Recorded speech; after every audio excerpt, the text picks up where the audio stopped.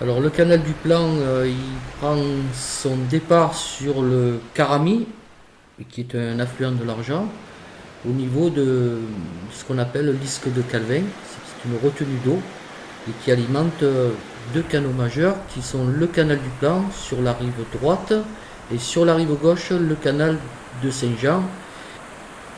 La retenue elle est là et là c'est le départ du canal du Plan.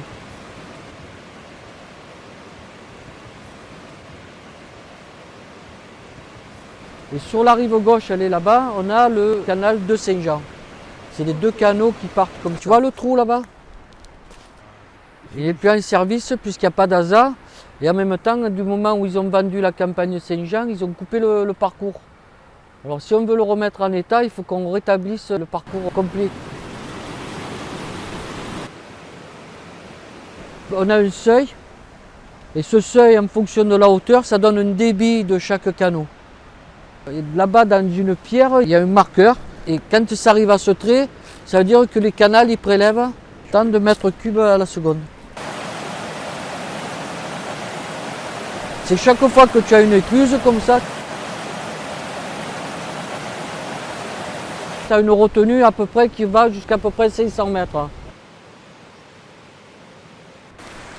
Cette pierre plantée là et attachée, elle servait à donner le débit aux deux canaux.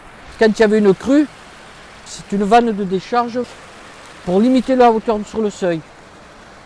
Parce que tu as un assemblage de pierres là qui est intéressant, parce que c'est tout fait en pierre plate. La margelle, elle est faite avec de bois. C'est du calcaire ça en fait. C'est du calcaire qui s'est déposé.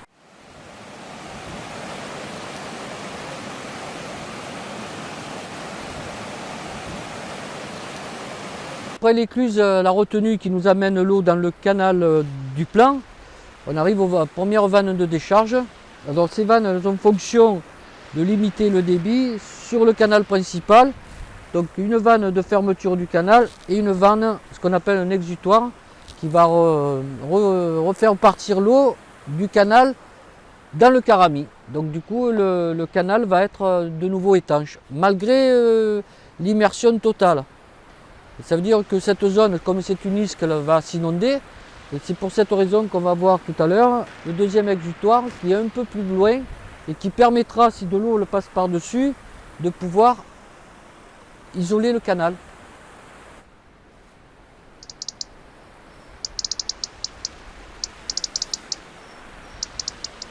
Et ça, c'est l'échelle de graduation. Il y a un marqueur. Et ce marqueur, on sait que, mettons à l'échelle 8, on sait qu'il attend de prélèvement à la minute ou à l'heure. Et là, par contre, on est sur l'Isque. Et cette zone-là, en fait, c'était des zones sablonneuses. Et ça a permis de construire Bérignolles. Parce que du moment où tu as une isque, tu as des sédimentations, tu as des sables de rivière. Et ils ont creusé ça, et quand ils ont fait Brignoles, c'est devenu une carrière de sable, en fait.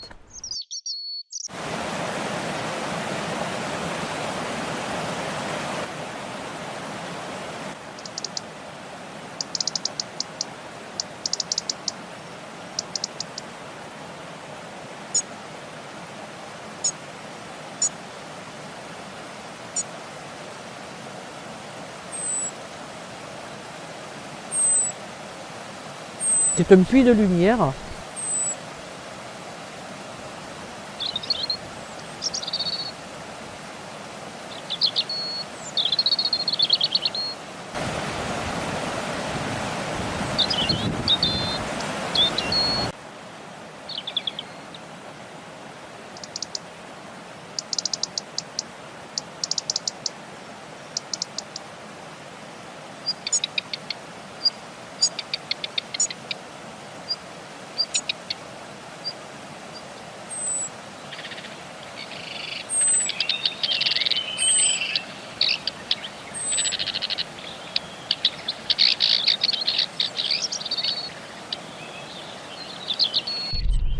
Tu vois, il est là, le pont canal. Là, parce que là, on est chez nous, là, hein, on est chez moi.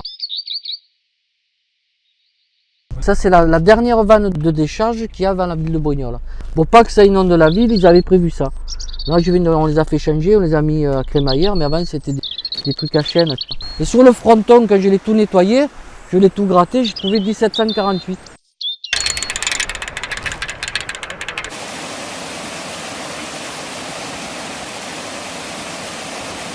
Tu vois là, ça repart tout à la rivière, le canal.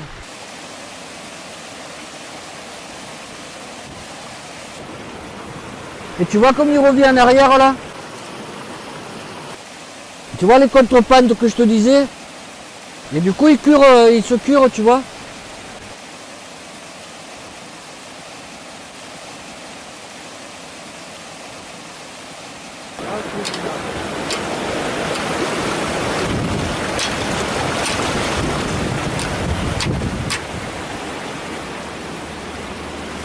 Voilà, là du coup on le remet en charge.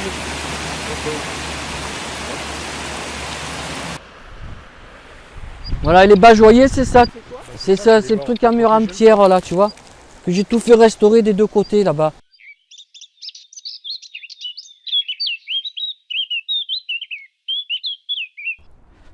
Donc en bas, ça fait le premier plateau, derrière la campagne. Tout ça, c'était tout inondable.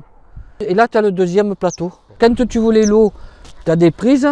Ça veut dire que tu arrosais soit vers là, tu vois, tout droit. Après, tu mettais la pierre comme ça et tu partais là-bas. Et ça, c'est ce que faisait M. Barrault quand il venait arroser. Du coup, il baissait ça. Et en baissant ça l'eau par là-bas, si tu vas tout droit, ben, tu arrosais la propriété de M. Richard. Et l'autre côté, tu partais chez Mme Barrault.